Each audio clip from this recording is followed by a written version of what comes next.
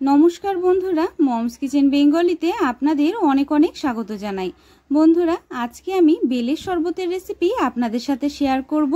এই গরমে ঠান্ডা ঠান্ডা এক গ্লাস বেলের শরবত সারাদিন কাজের পরে যদি পাওয়া যায়, তাহলে সারাদিনের ক্লান্তি কিন্তু এক নিমেষেই দূর হয়ে যাবে। ঠান্ডা ঠান্ডা এই এক গ্লাস বেলের শরবত খেলে মন প্রাণ সবই কিন্তু এক নিমেষেই ঠান্ডা হয়ে যাবে। বেলের শরবত কিন্তু খাওয়া আমাদের শরীরের জন্য খুবই উপকারী। হঠাৎ করে যা পরিমাণে গরম পড়েছে, এই গরমে এই রকম ঠান্ডা ধরনের পানীয় আমাদের শরীরকে সারা দিন ঠান্ডা রাখতে সাহায্য করবে, আর এটি স্বাস্থ্যের জন্য কিন্তু খুবই ভালো। তবে চলুন রেসিপিটা দেখে নিই। আমি এখানে একটা বেল নিয়ে নিয়েছি। বেলটাকে আমাদের একটু ফাটিয়ে নিতে হবে। বেলটাকে আমি ভালোভাবে ফাটিয়ে নিচ্ছি। এখন বেলটার থেকে বেলের শাঁসটাকে আমি বার করে নেব। বেলের শাঁসটাকে বার করে নেওয়ার জন্য আমি এখানে একটা পাত্র নিয়ে নেব। তার মধ্যে চামচের সাহায্যে বেলের শাঁসটাকে বার করে নিতে হবে।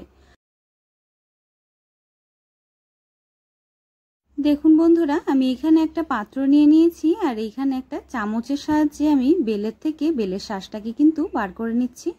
আপনাদেরও ঠিক এইরকমভাবেই বেলের থেকে শাঁসটাকে ভালোভাবে বার করে নিতে হবে। দিনে দিনে যা পরিমাণে গরম পড়ছে, এই গরমে আমাদের সবারই মন চায় ঠান্ডা যে কোনো রকম কোল্ড ড্রিঙ্কস খেতে, কিন্তু কোল্ড ড্রিঙ্কসের মধ্যে অনেক রকম প্রিজারভেটিভ আর কালার দেওয়া থাকে, যা আমাদের স্বাস্থ্যের জন্য কিন্তু খুবই ক্ষতিকারক।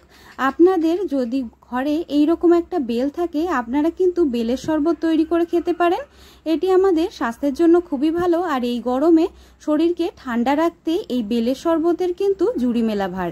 আমি এখানে বেলটাকে ভালো করে বার করে নিয়েছি। এখন হাতের সাহায্যে ভালোভাবে বেলের কাতটাকে চটকে নিচ্ছি।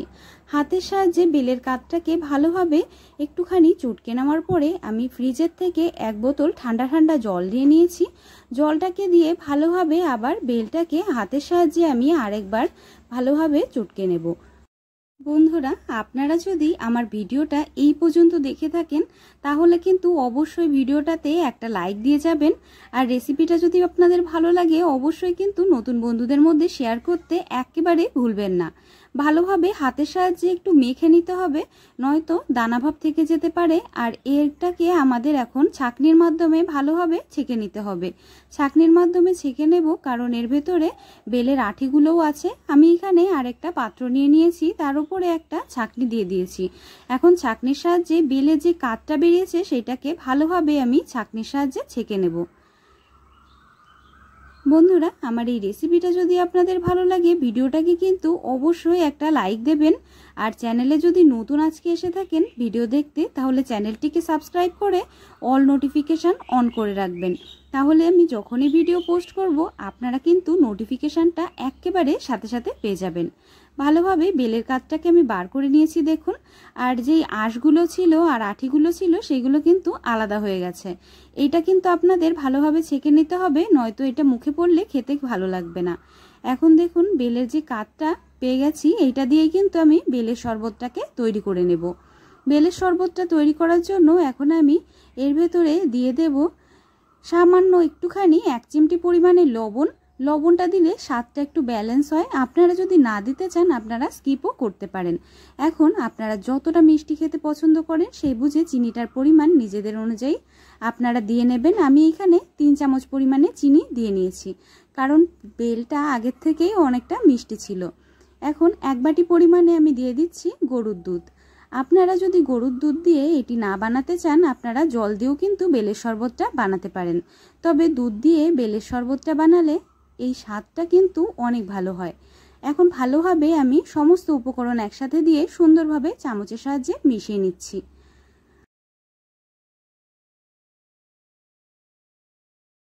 বন্ধুরা, তৈরি হয়ে গেছে ঠান্ডা ঠান্ডা বেলের শরবত। এই গরমে এই রকম এক গ্লাস শরবত হলে সারাদিনের ক্লান্তি কিন্তু এক নিমেষেই দূর হয়ে যাবে। আমার আজকের এই রেসিপিটা আপনাদের কেমন লাগলো, অবশ্যই আমাকে কমেন্টের মাধ্যমে জানাবেন। আর এই গরমে এই রকমভাবে বেলের শরবত বানিয়ে অবশ্যই বাড়িতে তৈরি করে খেয়ে দেখবেন।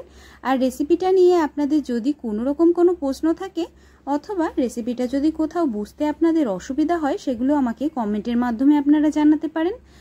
ভিডিওটা যদি আপনাদের ভালো লাগে তাহলে ভিডিওটাকে অবশ্যই একটা লাইক দিয়ে যাবেন। চ্যানেলে আজকে যদি নতুন এসে থাকেন চ্যানেলটিকে সাবস্ক্রাইব করে পাশে থাকা বেল আইকনটা দাবিয়ে অল নোটিফিকেশান অন করে রাখবেন, যাতে আমি যখনই ভিডিও ছাড়ি আপনারা তার নোটিফিকেশান একেবারে সাথে সাথে পেয়ে যান। রেসিপিটাকে স্কিপ না করে প্রথম থেকে শেষ পর্যন্ত দেখার জন্য আপনাদের অনেক অনেক ধন্যবাদ। আপনারা সবাই ভালো থাকবেন, সুস্থ থাকবেন। দেখা হবে পরবর্তী ভিডিওতে আরও এরকম নতুন রেসিপি নিয়ে। ততক্ষণের জন্য সবাইকে অনেক ধন্যবাদ। ভালো থাকবেন, সুস্থ থাকবেন।